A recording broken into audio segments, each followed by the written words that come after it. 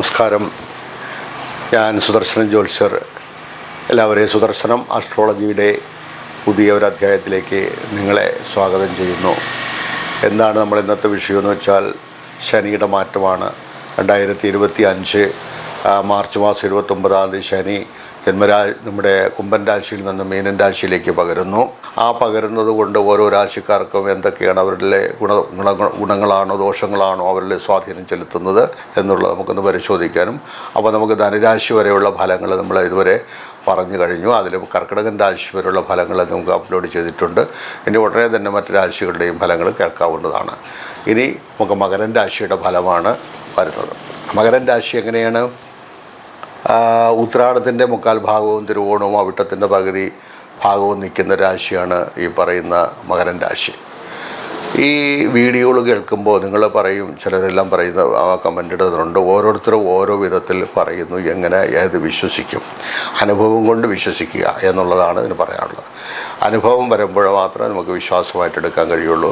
ഞാനാണോ ശാസ്ത്രീയമായിട്ട് കാര്യങ്ങൾ പറയുന്നത്, ശാസ്ത്രീയമായി വിശകലനം ചെയ്ത് വളരെ വ്യക്തമായിട്ടാണ് ഞാൻ ഈ കാര്യങ്ങൾ നിങ്ങളുടെ മുമ്പിൽ അവതരിപ്പിക്കുന്നത്. അത് വ്യക്തമായിട്ട് കേൾക്കുക. കേട്ടിട്ട് എന്തെങ്കിലും നിങ്ങൾക്ക് അത് പോസിറ്റീവായി നെഗറ്റീവായാലും കമൻറ്റ് ചെയ്യുന്നതിലൊന്നും പ്രശ്നമൊന്നുമില്ല. പക്ഷേ നിങ്ങളുടെ അനുഭവങ്ങളെ കൊണ്ടാണ് നിങ്ങൾ അതെല്ലാം വിശ്വസിക്കേണ്ടി വരുന്നത് എന്നുള്ളതാണ്. ഇവിടെ ഇത്രയും വിശദമായിട്ട് ഞാൻ ഈ പറഞ്ഞ എല്ലാ എപ്പിസോഡുകളും വളരെ വിശദമായിട്ട് ഈ കാര്യങ്ങൾ സംസാരിച്ചിട്ടുണ്ട്. പിന്നെ 1-2 പ്രാവശ്യം കേട്ട് വിലയിരുത്തണം. അതാണ് വേണ്ടത്.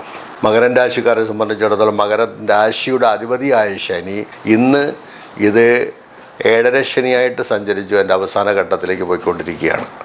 അപ്പോൾ ആ ശനി ഈ പറയുന്ന ദിവസം ആ രാശിയിലേക്ക് മാറിക്കഴിയുമ്പോൾ ഇവരുടെ 7.5 ശനി ദോഷം മാറുന്നതായിട്ടാണ് അനുഭവം.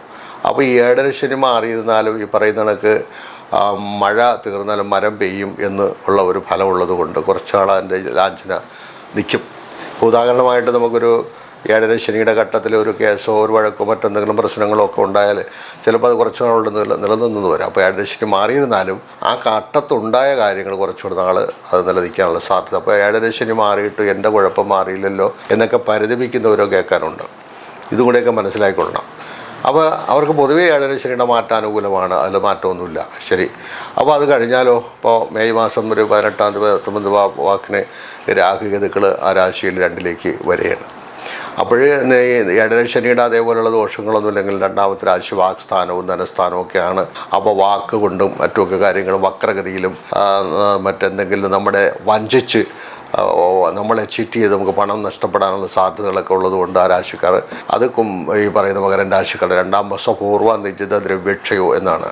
ദ്രവ്യനാശങ്ങളും മറ്റുമൊക്കെ സംഭവിക്കാൻ സാധ്യതയുള്ളത് കൊണ്ട് അവിടെയൊക്കെ നമ്മൾ കുടുംബം, ദ്രവ്യം, കണ്ണ് മുതലായിരിക്കുന്ന കാര്യങ്ങളൊക്കെ ശ്രദ്ധിച്ചു പോവുക.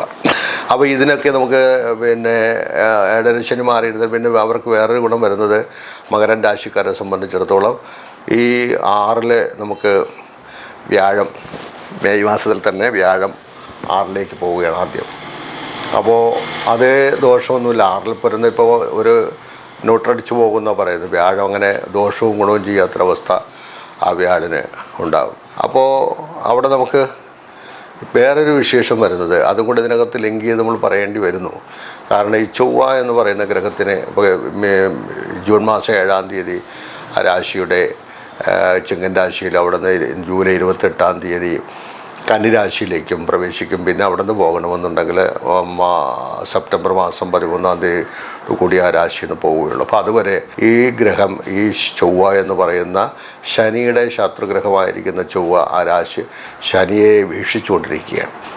ഈ വീക്ഷണ ഫലം ചിലർ പറയും ചാരവശാൽ മറ്റ് ഗ്രഹങ്ങൾ വീക്ഷിക്കുന്നതിൻ്റെ ഫലം പറയാൻ പാടില്ല എന്ന് പറഞ്ഞാലും അത് ശരിയാവുന്ന യുക്തിക്ക് നിരക്കുന്നില്ല. ഏതായാലും ഈ ചൊവ്വയുടെ ദൃഷ്ടി വരുമ്പോൾ അഗ്നിമാരുത യോഗം സംയോഗം ദൃഷ്ടിയുമല്ല ശുഭമല്ല പോകുന്നു. അപ്പോൾ ഈ പറയുന്ന ചൊവ്വയുടെ ദൃഷ്ടി നമുക്ക് ദോഷകരമായി ബാധിക്കാനുള്ള സാധ്യത ഉണ്ട് ശനി. പക്ഷെ 3-ൽ നിൽക്കുന്ന ശനിയാണ് ഇവിടെ നോക്കുന്നതെന്നുള്ളത് മനസ്സിലാക്കുക. അപ്പോൾ 3-ൽ നിന്ന് നമുക്കത് ബാധിക്കണമോ? വേണ്ട, നമുക്കത് ബാധിക്കുകയില്ല. പക്ഷേ ഈ കന്നിരാശിയിൽ വരുമ്പോഴത്തേക്ക് നിൽക്കുന്ന ശനി ഈ പറയുന്ന പൊതുവിലെല്ലാവർക്കും സമൂഹത്തിനെയും രാഷ്ട്രത്തെയൊക്കെ ബാധിക്കുന്നതാണ്. അഗ്നിമാരുത വസുന്ധര യോഗമെന്നാണ് അത് പറയുക. ഇങ്ങനെയുള്ള യോഗദൃഷ്ടികളൊക്കെ നമുക്ക് ദോഷകരമായിട്ട്. പക്ഷേ എന്തായാലും ആശ്വസിക്കാൻ മകരൻ രാശിക്കാർക്ക് പൊതുവെ ആശ്വസിക്കാൻ വകയുണ്ട് എന്ന് മാത്രം പറയാം. എവരും നമ്മൾ എന്തെങ്കിലും ചെയ്തുകൊണ്ടിരിക്കുന്ന ദൈവീക കാര്യങ്ങളും സൽക്കർമ്മങ്ങളും ഒക്കെ തുടർന്ന് മുന്നോട്ട് പോവുക, അതൊക്കെ ചെയ്യേണ്ടതാണ്. ആരോഗ്യകരമായിരിക്കുന്ന കാര്യങ്ങൾക്ക് നല്ലതാണ്. ചിലവരെല്ലാം ഈ കുടുംബ പ്രശ്നങ്ങളും കാര്യങ്ങളൊക്കെ അനുഭവിക്കുന്നവരുണ്ട്. ഇപ്പോഴ് കുടുംബത്തിനകത്തുണ്ടാക്കുന്ന ചർച്ചകളും കാര്യങ്ങളും, ഭാര്യ സംബന്ധമായിരിക്കുന്ന ദുഃഖങ്ങൾ, ആരോഗ്യക്കുറവ്, മറ്റു കാര്യങ്ങളൊക്കെ ഈ പറയുന്ന സന്ദർഭത്തിലുണ്ട്. വിദ്യാഭ്യാസ സംബന്ധമായിട്ട് വിദ്യാഭ്യാസം ചെയ്യുന്നവർക്ക്, ഉദ്യോഗാർത്ഥികളെ സംബന്ധിച്ചിടത്തോളം അവർക്ക് ഈ ഘട്ടം അനുകൂലമല്ല. പിന്നെ അവർക്ക് 7 ശനി വന്നിട്ടുണ്ടെന്ന് പറയണത് 5, 2, 7 വർഷവും 3 മാസവും 4 മാസവും ആയിട്ടുണ്ട് അവർക്ക് 7 ശനി. അതിൽ ശനി അല്പസ്വല്പം ബാക്ക്ഗ്രൗണ്ടും പറഞ്ഞുകൊണ്ടൊക്കെ പോകുന്നുണ്ട്. 7 വർഷവും ആയിരിക്കണം. അപ്പോൾ അതുകൊണ്ട് 7 വർഷം കൊണ്ട് അനുഭവിച്ചു കൊണ്ടിരുന്ന പലർക്കും ചില കാര്യങ്ങളിൽ ഈ പറഞ്ഞൊരാശ്വാസമെന്ന് തന്നെയാണ് പറയാനുള്ളത്. അതിൽ തെറ്റെന്ന് പറയാൻ പറ്റത്തില്ല. പിന്നെ നമ്മൾ ചെയ്യേണ്ടതെന്ന് പറഞ്ഞത്, ഈ 7 ശനി എല്ലാവർക്കും ഒരേ കണക്ക് ദോഷം ചെയ്യുമെന്നൊരു ചോദ്യമൊക്കെ വരാമല്ലോ. കണ്ടകശനി 7 ശനിയൊക്കെ അത് അവരുടെ ജാതകത്തിൻ്റെ ഗുണം പോലെ ഇരിക്കും. ജന്മം കൊണ്ട് കിട്ടുന്ന ചില ഗുണങ്ങളുണ്ടല്ലോ, ഗുണങ്ങളുണ്ട് ദോഷങ്ങളും ഉണ്ടാകും.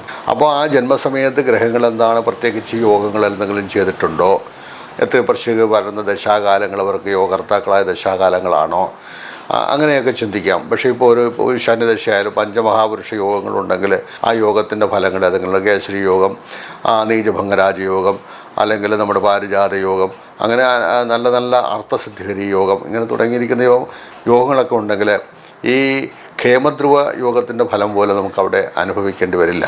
അതുകൊണ്ട് ആ ഖേമദ്രുവ യോഗത്തിനെ നമ്മൾ അത് തരണം ചെയ്തുകൊണ്ട് തന്നെ ജീവിത വിജയം നേടിയെടുക്കാൻ അതിന് കഴിയും.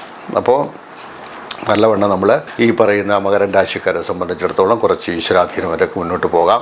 പോയി കഴിഞ്ഞാൽ നിങ്ങൾക്ക് വളരെ നല്ല ഫലങ്ങൾ തന്നെയായിരിക്കും കിട്ടുന്നത്. പിന്നെ എപ്പോഴും നിങ്ങൾ ഈ മകരം രാശിക്കാരെ സംബന്ധിച്ച് ചെയ്യാനുള്ളത്, ഈ ശാസ്താവിനെ ഭജിച്ചുകൊള്ളുക. ശാസ്താവ് നല്ലതാണ്. ശനീശ്വരനെയും ശാസ്താവിനെയൊക്കെ ഭജിച്ചുകൊണ്ട് മുന്നോട്ട് പോകുന്നതും അവർക്ക് വിശേഷിച്ച് നല്ലതാണ്.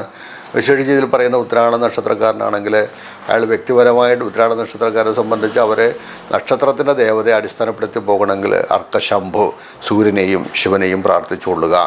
അത് തിരുവോണ നക്ഷത്രക്കാരനാണെങ്കിൽ രോഹിണിയത്തം തിരുവോണം നക്ഷത്രത്തെ സംബന്ധിച്ച് ചന്ദ്രനാണ്, ദുർഗയാണ്.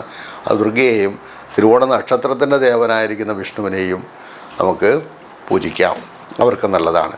അതുപോലെ തന്നെ അവിട്ടത്തിൻ്റെ വരുന്നതാണെങ്കിൽ മകേരം ചിത്രാവിട്ടം സുബ്രഹ്മണ്യനായിരിക്കും, ഭദ്രകാളിയോ സുബ്രഹ്മണ്യൻ അവരുടെ ജാതകത്തിൽ നിൽക്കുന്ന അനുസരിച്ച് അങ്ങനെയും ചെയ്യാം.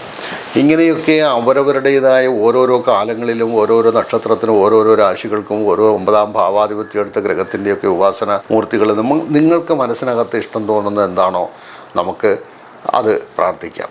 ഇവിടെ ഉപാസനാദേവനെ സ്വീകരിക്കുന്നതിന് വേറെ ചില നിയമങ്ങൾ തന്ത്രഗ്രന്ഥങ്ങൾ പറയുന്നുണ്ട്. ഉപാസനാദേവനെ, അതായത് അതിന് പൊരുത്തം നോക്കി വീണ ഒരു ദേവനെ പൂജിക്കേണ്ടതെന്നൊക്കെ പറയപ്പെടുന്നു. പക്ഷേ ഇവിടെ ശിവൻ, വിഷ്ണു, ഗണപതി, അതായത് അഷ്ടാക്ഷരം, ഷടാക്ഷരം, പഞ്ചാക്ഷരം മുതലായിരിക്കുന്ന അക്ഷരങ്ങളോട് കൂടിയ മൂലമന്ത്രങ്ങളുള്ള ദേവന്മാരെ ഒന്നും നമുക്ക് അങ്ങനെയുള്ള ഗണത്തിൽപ്പെടുത്താതെ തന്നെ അവരെ ഉപാസനാമൂർത്തികളായി സ്വീകരിക്കാം എന്നാണ്. അതുകൊണ്ട് നിങ്ങൾ അന്യതാശരണം നാസ്തി ത്വമേവ ശരണം മമ തസ്മാൽ കാരുണ്യഭാവേന രക്ഷ ജനാർദ്ദനാൻ തുടങ്ങിയിരിക്കുന്ന മന്ത്രം, ആ പ്രാർത്ഥന ഉണ്ട്.